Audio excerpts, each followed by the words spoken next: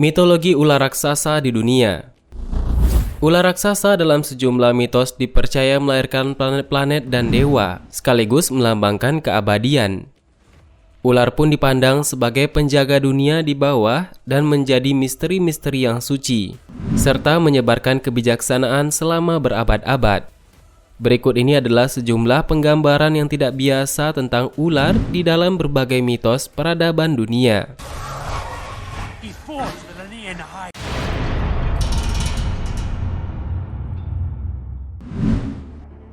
Ular falak dalam Islam.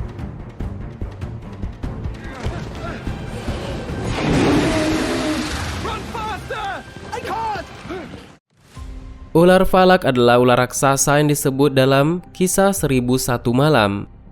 Menurut mitologi Arab, ular falak tinggal di bawah Bahamut. Konon, ular falak ini memiliki kekuatan yang luar biasa. Terlepas dari keberadaannya, kisah ular falak dalam Islam dapat dianggap sebagai bukti kebesaran dan kekuasaan Allah Subhanahu wa Ta'ala. Dan ular falak ini diceritakan sebagai makhluk neraka yang bertugas menghukum manusia yang lalai dalam beribadah dan berbuat baik di dunia. Mitosnya juga mengatakan bahwa ular ini masih hidup di bawah permukaan bumi dan akan muncul saat hari kiamat tiba. Seperti yang disebutkan dalam kisah 1001 malam, ular falak ini disebut-sebut sebagai ular terbesar. Itu tercerminkan lewat namanya, yaitu falak yang berarti langit atau tidak terbatas. Dan dikisahkan pula bahwa ular falak memiliki nafsu makan yang begitu besar. Mereka bisa saja melahap seluruh alam semesta, tetapi tidak melakukannya lantaran takut kepada Allah yang memiliki kekuatan yang jauh lebih besar. Setidaknya itu adalah gambaran mengenai ular falak yang terdapat di dalam kisah dalam mitologi Timur Tengah. Di sisi lain, kita juga mengetahui mengenai ular raksasa yang besarnya lebih besar daripada dunia ini, yang juga dikisahkan dalam legenda Jormungand.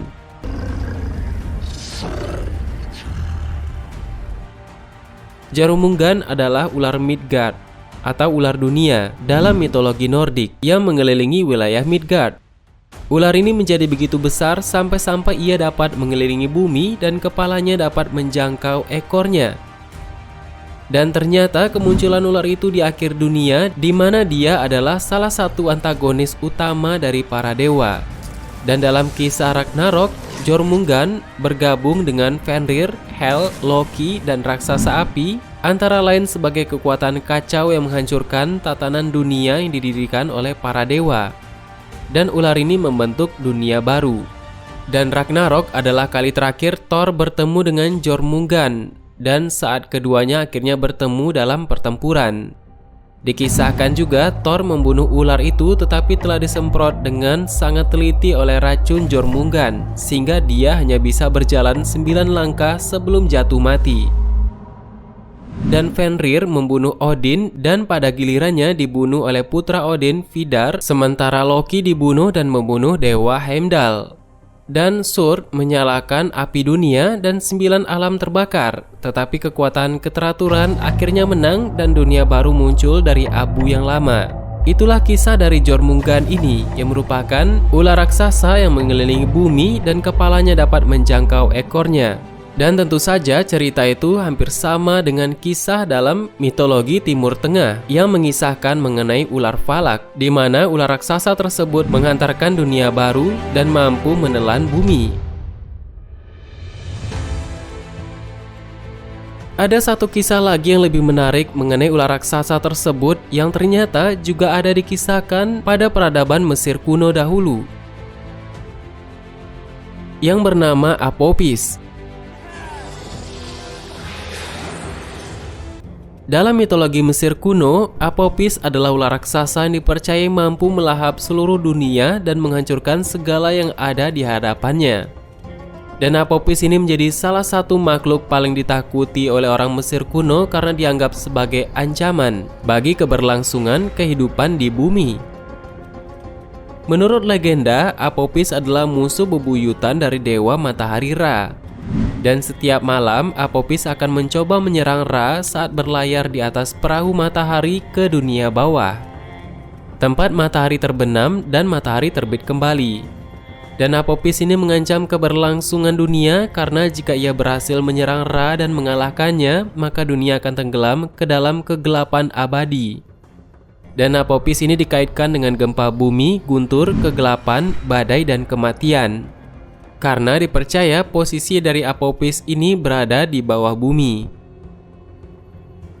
Meskipun mungkin ada cerita tentang ular yang merupakan musuh besar di awal sejarah Mesir, nama Apophis ini pertama kali muncul dalam teks-teks dari Kerajaan Tengah, yaitu berkisar sekitar 2000 sampai 1782 sebelum Masehi, dan diakui sebagai kekuatan berbahaya selama periode akhir Mesir kuno. Dan sejarah mengenai Apophis ini juga tertulis di sebagian besar teks yang menyebutkan dia berasal dari kerajaan baru, yaitu sekitar 1500 sampai 1000 sebelum Masehi. Artinya, penulisan ataupun penggambaran mengenai Apophis ini dapat dilihat sejak 1000 sebelum Masehi, atau berkisar sekitar 3000 tahun yang lalu. Termasuk yang dikenal sebagai kitab penggulingan Apophis yang berisi ritual dan mantra untuk mengalahkan dan menghancurkan ular tersebut. Dan karya itu adalah salah satu yang paling terkenal dari apa yang disebut sebagai teks eksekrasi.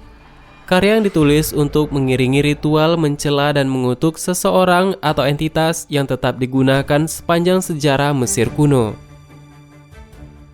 Setelah mengetahui hal tersebut, kita tentunya memiliki banyak pertanyaan. Kenapa ketiga hal ini memiliki kesamaan yang begitu jelas, dan ini tentunya membuka wawasan kita mengenai dunia dan peradaban masa lalu hingga kisah tersebut sampai pada masa sekarang. Dan ini tentunya merupakan hal yang baru bagi kita untuk bisa kita cerna dengan seksama dan teliti. Apakah memang ada ular sebesar itu di dunia? Apakah memang keberadaan entitas raksasa tersebut pernah dilihat oleh berbagai tokoh penting di setiap peradaban dunia? Jormungand, Apophis, dan Valak merupakan suatu kisah yang menarik yang menggambarkan sosok yang sama dengan mitologi berbeda yang tergambar di berbagai budaya di dunia. Lalu, siapakah sosok ular raksasa ini sebenarnya? Dan apakah benar ukurannya bisa melebihi ukuran dari besar dunia ini? Dan lebih sederhananya, ular bisa dilihat sebagai perlambangan mitologi tertua dan paling sering dipakai di dunia. Memang ada banyak mitos tentang hewan itu dalam berbagai agama dan budaya. Dan tafsiran-tafsiran tentang ular pun sangat banyak. Yang jelas, ular merupakan perlambangan yang dikdaya dan ular kerap dianggap sebagai pencipta atau pembinasa. Mungkin itulah pembahasan kita mengenai mitologi mengenai ular raksasa yang ternyata berukuran lebih besar dari dunia yang kita tinggali ini. Dan itu juga dikisahkan di seluruh peradaban dunia, di seluruh wilayah dan dataran bumi ini. Semoga bermanfaat. Bagaimana menurut tambahan? Silahkan berikan tanggapan dan komentar di bawah. Sebenarnya banyak hal yang belum akan kita bahas. Tetap nantikan video selanjutnya, jangan lupa subscribe dan klik icon lonceng yang berada di sebelahnya. Terima kasih sudah menonton hingga akhir video ini. Kami doakan semoga sehat selalu. Sampai jumpa lagi.